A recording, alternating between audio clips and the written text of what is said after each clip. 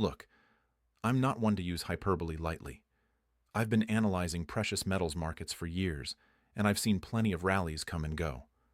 But what's happening right now with gold and silver? This is different, and the window is closing faster than most people realize. Let me show you exactly what I mean. Right now, as I'm recording this, gold is trading above $2,600 an ounce. Silver just broke through $60 for the first time in history. And here's what nobody's talking about. This isn't just another bull run. This is the beginning of a fundamental restructuring of the global monetary system, and most retail investors are completely missing it. You know what's fascinating? While everyday investors are sitting on the sidelines, wondering if they should wait for a pullback, central banks around the world are buying gold at a pace we haven't seen in over 50 years. Think about that for a second. The very institutions that print money, that control interest rates, that supposedly have all the tools to manage their economies, they're converting their reserves into physical gold as fast as they can. Why would they do that? Let me tell you a story. Back in the early 1970s, there was a French economist named Jacques Rueff who advised President Charles de Gaulle. Rueff saw something that most people missed. He looked at the Bretton Woods system, where the dollar was backed by gold, and he saw a fatal flaw. The United States was printing more dollars than it had gold to back them. So what did France do? They started converting their dollar reserves into physical gold. They literally sent warships to New York to pick up the gold bars from the Federal Reserve. Other countries started doing the same thing. And you know what happened? On August 15, 1971, President Nixon closed the gold window. He had to. The game was up. The dollar became a pure fiat currency, backed by nothing but faith in the U.S. government. Now here's where it gets interesting. We're watching that same playbook unfold again, but on a much larger scale. China's central bank has been buying gold every single month for over 2 years straight. Russia has been accumulating. India, Turkey, Poland, Singapore, the list goes on. These aren't small purchases either. We're talking about hundreds of tons. The World Gold Council reported that central banks bought more gold in the third quarter alone than they did in entire years during the 1990s and early 2000s. But here's what really keeps me up at night. These official numbers? They're probably understating what's really happening. China, for example, only reports their gold purchases sporadically. Many analysts believe their actual reserves are significantly higher than what they officially disclose. Why would they hide it? Because if the market knew the true extent of their accumulation, gold prices would explode even faster. Think about the strategy here. If you're China and you're trying to reduce your dependence on the dollar, you don't announce to the world that you're dumping dollars for gold. That would crash the dollar and hurt the value of your remaining dollar holdings. No, you do it quietly, methodically, over years. You buy when prices dip. You buy through proxies. You mine as much as you can domestically and keep every ounce. And it's working.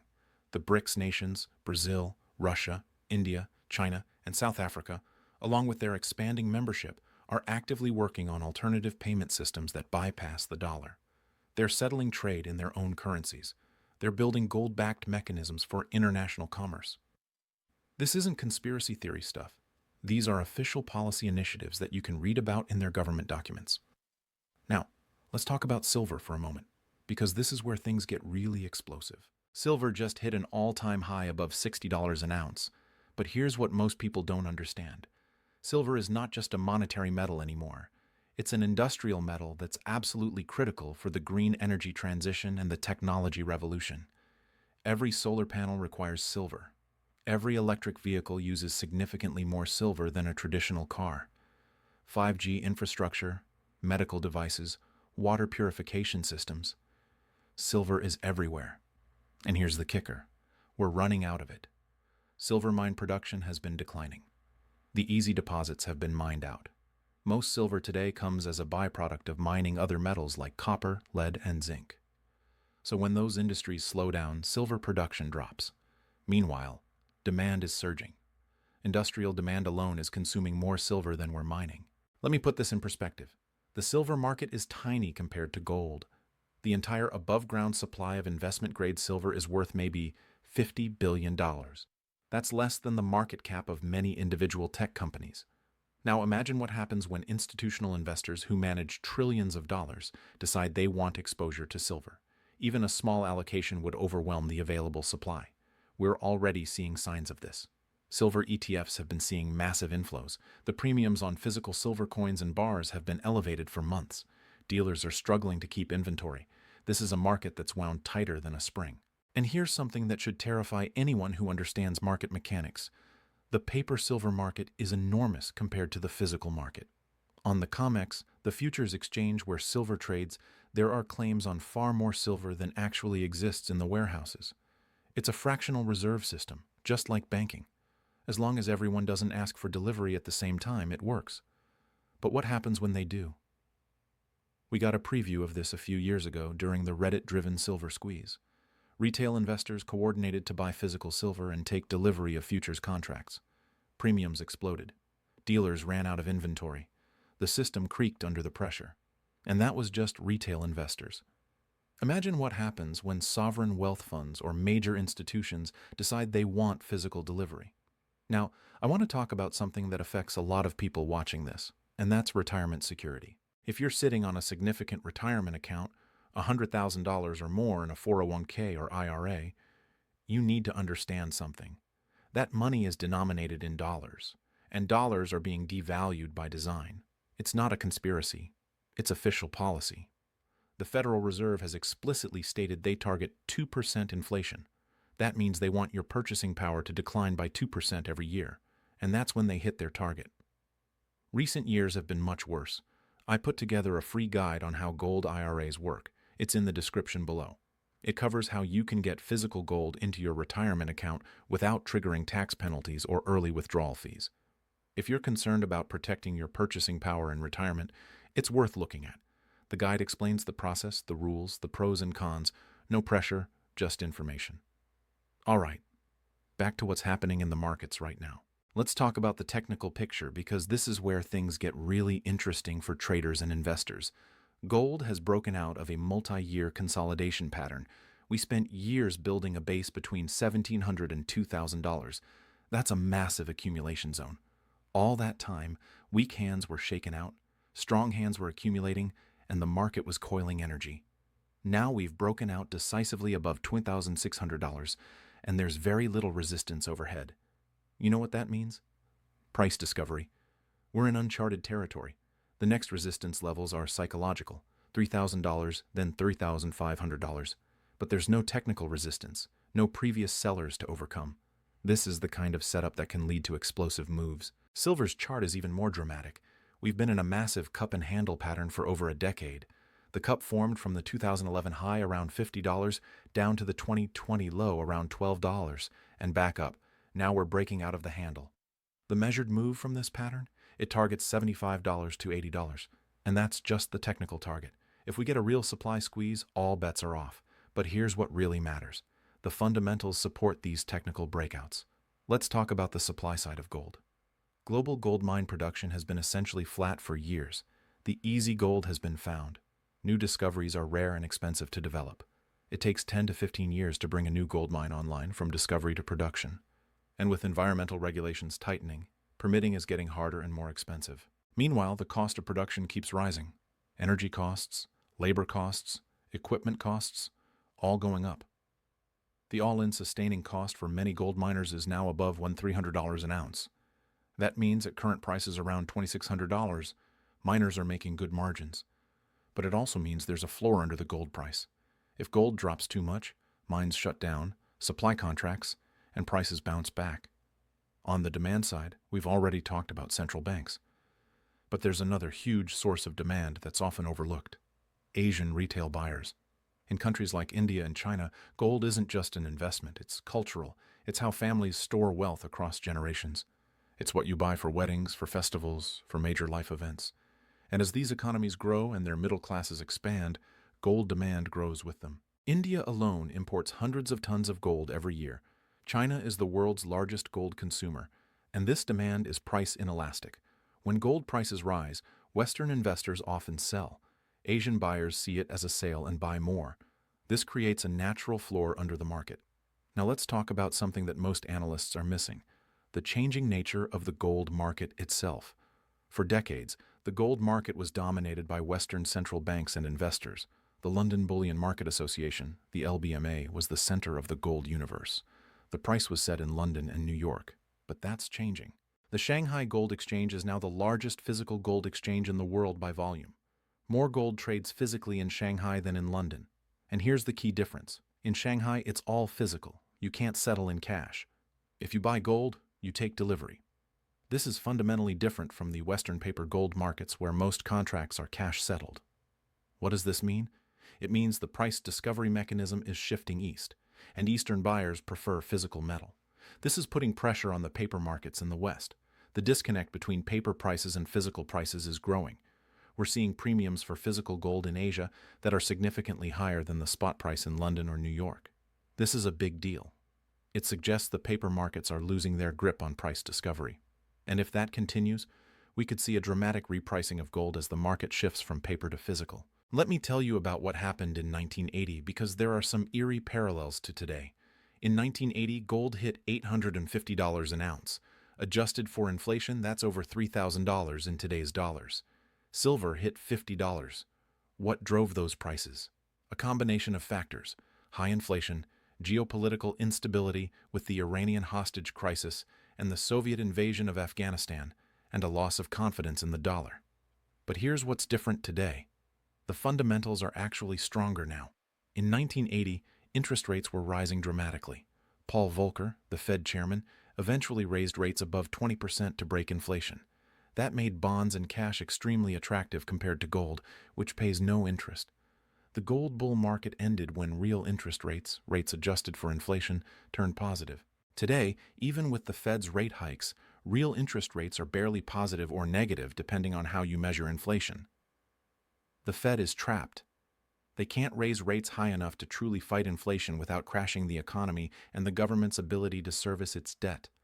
The U.S. government is paying over $1 trillion a year just in interest on the national debt. If rates go much higher, that number becomes unsustainable. So the Fed is stuck between a rock and a hard place. They can fight inflation and crash the economy, or they can let inflation run and destroy the currency. Either way, gold wins. Here's another factor that didn't exist in 1980: the derivatives market. The gold and silver markets today are dominated by derivatives, futures, options, and swaps that dwarf the physical market. The Bank for International Settlements estimates the notional value of gold derivatives is in the trillions. These are essentially bets on the price of gold, but they're not backed by physical metal. This creates enormous leverage in the system. And leverage cuts both ways. When prices are rising, it amplifies the gains. But it also creates the potential for a short squeeze that could send prices parabolic. Think about it. If you're a bank or hedge fund that's short gold futures, betting the price will fall, and instead the price keeps rising, you're losing money every day. Eventually, you have to cover your short position by buying gold. But if everyone who's short tries to cover at the same time, there's not enough physical gold to go around. Prices explode. We've seen this happen in other markets. The Volkswagen short squeeze in 2008, GameStop in 2021. When a heavily shorted asset starts rising, it can trigger a cascade of forced buying that sends prices to irrational levels, and gold and silver are among the most heavily shorted markets in the world. Now, I want to address something that skeptics always bring up. But gold doesn't pay dividends or interest. Why would I own it? This is a fundamental misunderstanding of what gold is. Gold isn't an investment. It's money. It's a store of value. You don't own gold to get rich. You own gold to stay rich, to preserve your purchasing power over time. Think of it this way. If you had put $10,000 in a savings account in the year 2000, earning the average interest rate, you'd have maybe $15,000 today. But the purchasing power of that $15,000 is less than the purchasing power of the original $10,000 was back then. You lost money in real terms. If you had bought $10,000 worth of gold in 2000, when it was around $280 an ounce, you'd have about 35 ounces. Today, at $2,600 an ounce, that's worth over $90,000. You didn't just preserve your purchasing power, you multiplied it. And here's the thing. We're still early in this cycle. Let me show you why. The gold-to-money supply ratio is one of the most important metrics for valuing gold. It compares the price of gold to the amount of money in circulation. When this ratio is low, gold is undervalued relative to the money supply. When it's high, gold is overvalued. Right now, even with gold at all-time highs in dollar terms, the gold-to-money supply ratio is nowhere near the peaks we saw in 1980 or even 2011. Why? Because the money supply has exploded.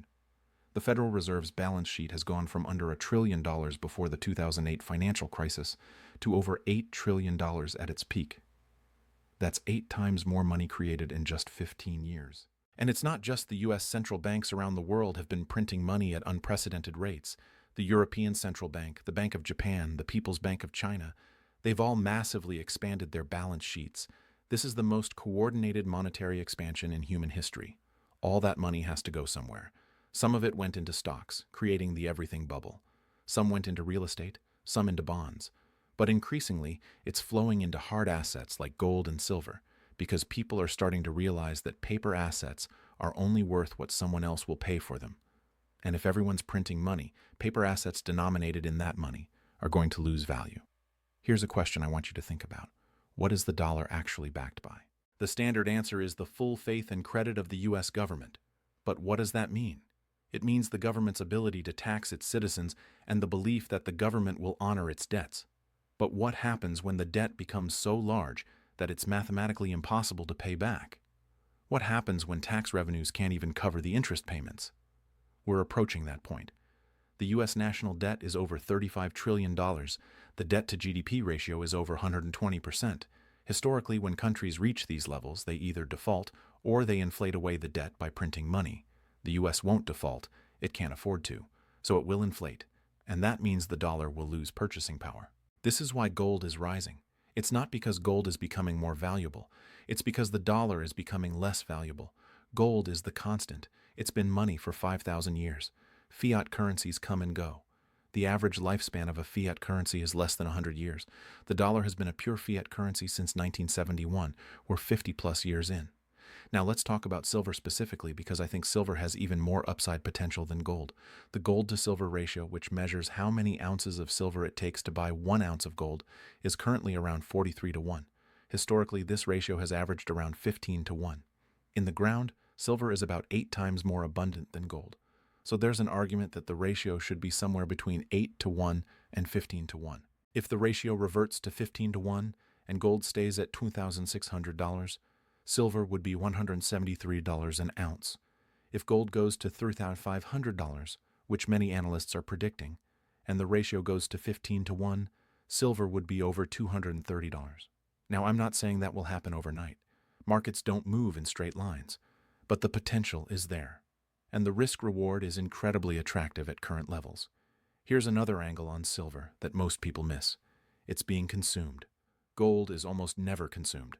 When you buy a gold ring or a gold coin, that gold still exists. It can be melted down and reused. The total above-ground supply of gold just keeps growing. But silver is different. Industrial uses consume silver. It gets used in tiny amounts in electronics, in solar panels, in medical applications, and it's not economical to recover it. Once it's used, it's gone. This means the above-ground supply of investment-grade silver is actually shrinking, even as demand is growing. This is a recipe for a supply squeeze, and we're already seeing signs of stress in the physical market. Premiums on silver coins and bars have been elevated for years. Delivery times are long. Dealers are rationing sales.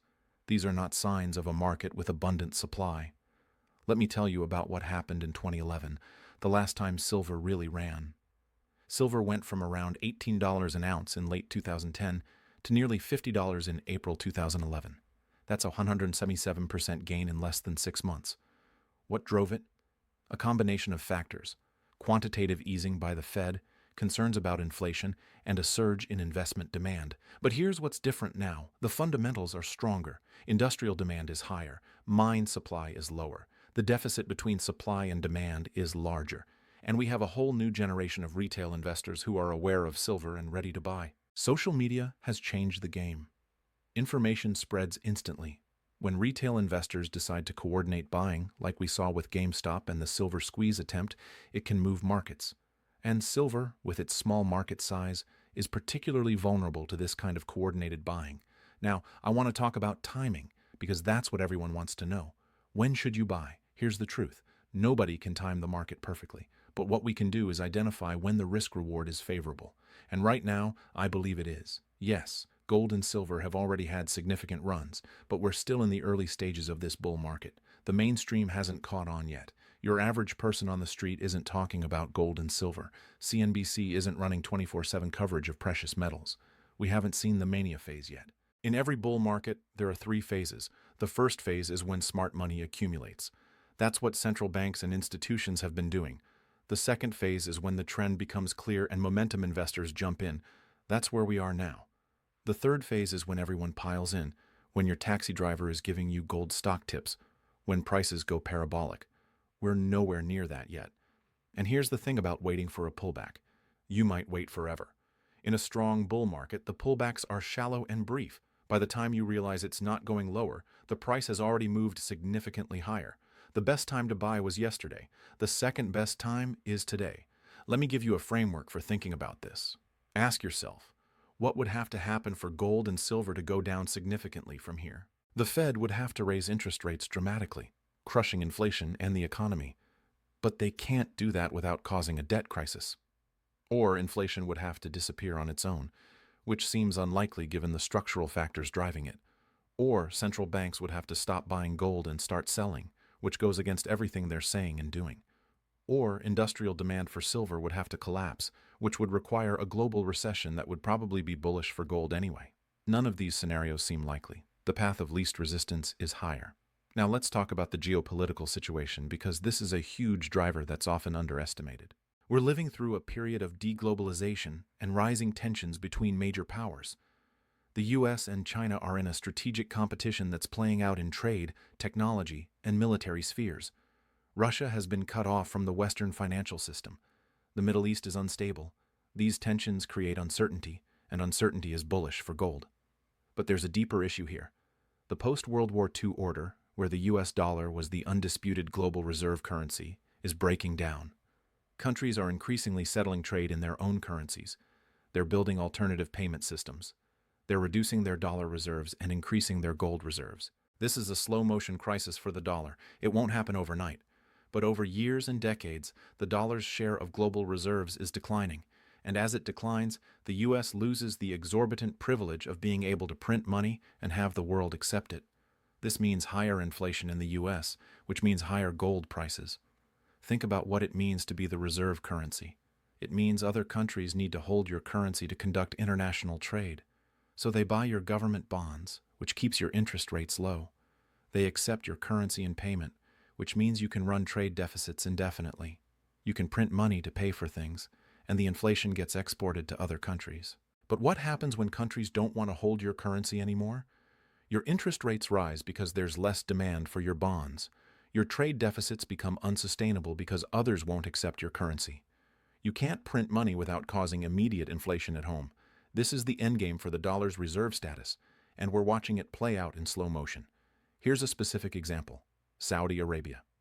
For decades, Saudi Arabia has sold oil exclusively in dollars. This was the foundation of the petrodollar system. But recently, Saudi Arabia has been in talks with China about selling oil in yuan. They've been diversifying their reserves away from dollars. This is a seismic shift that most people aren't paying attention to. If the petrodollar system breaks down, if oil can be bought in currencies other than dollars, the demand for dollars drops significantly. And when demand for dollars drops, the value of the dollar drops. And when the value of the dollar drops, the price of gold in dollars rises. This is why I say the opportunity is closing, not because gold and silver are about to crash, but because the window to buy at these levels won't last forever. Once the mainstream catches on, once the momentum really accelerates, prices will be significantly higher. Let me paint you a picture of what the next phase of this bull market could look like. Imagine gold breaks through $3,000. The financial media starts paying attention. Mainstream investors who've been sitting on the sidelines start allocating a small percentage of their portfolios to gold. Pension funds and endowments, which currently have minimal gold exposure, start adding it for diversification. Sovereign wealth funds increase their allocations. This creates a self-reinforcing cycle. Higher prices attract more buyers. More buyers push prices higher. Technical traders see the momentum and jump in. Hedge funds start piling into gold mining stocks, which leverage the gold price. The mining stocks start outperforming, which attracts more attention. Meanwhile, the physical market gets tighter. Premiums on coins and bars rise. Delivery times lengthen. Some dealers run out of inventory. This creates fear of missing out, which drives more buying. Silver, with its smaller market, moves even more dramatically. It breaks through $75, then $100. Industrial users start panic buying to secure supply. Investment demand explodes. The gold-to-silver ratio compresses rapidly.